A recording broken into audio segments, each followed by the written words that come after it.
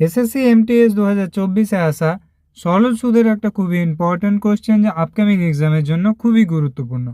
বলা হয়েছে বার্ষিক কত হার সুদে কোনো আসল 8 বছরে দ্বিগুণ হবে। প্রশ্নে আমাকে সুদের হার জানতে চেয়েছে। ধরো তুমি কোনো জায়গায় 1 টাকা ইনভেস্ট করেছিলে, সেটা 8 বছর পরে 2 টাকা হয়ে গিয়েছে। অর্থাৎ কত টাকা সুদ পেয়েছো? না 1 টাকা সুদ পেয়েছো।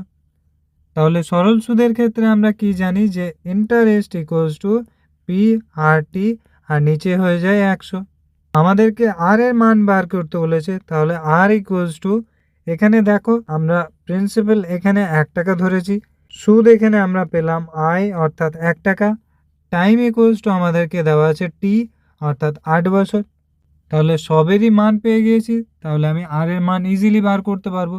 তাহলে এখানে 100 ইন্টু আয়ের মান আমরা কত পেলাম? না 1 পেলাম, তাহলে ইন্টু 1। আর নিচে কত হয়ে যাবে? নিচে প্রিন্সিপাল ইন্টু টাইম, প্রিন্সিপাল আমি এখানে 1 টাকা ধরেছি, তাহলে এখানে 1 ইন্টু টাইম কত বছর? না 8 বছর। কাটাকাটি করলে আর এর মান তো এমন একটা সংখ্যা আসবে যেটা পূর্ণ সংখ্যা আসবে না। এখানে দেখো পূর্ণ সংখ্যা আছে, এখানেও পূর্ণ সংখ্যা আছে, এখানেও পূর্ণ সংখ্যা আছে, একটি মাত্র অপশানে দশমিকে উত্তর আছে, তাই অপশান সিটাই হয়ে যাবে কোয়েশ্চেনের সঠিক উত্তর। তোমরা চাইলে এখানে কাটাকাটিও করতে পারো, অর্থাৎ 12.5% হয়ে যাবে কোয়েশ্চেনের সঠিক উত্তর। একই কোয়েশ্চেন যা এসএসসি সিজিএল 2019-এ এসেছে। যদি প্রথমের কোয়েশ্চেনটা বুঝতে পেরেছো, তাহলে অবশ্যই এই কোয়েশ্চেনের উত্তর তোমরা কমেন্টে জানানোর চেষ্টা করো। এমন আরও প্রিভিয়াস ইয়ার কোয়েশ্চেনের জন্য আমাদের চ্যানেলটিকে অবশ্যই সাবস্ক্রাইব করে রাখবে।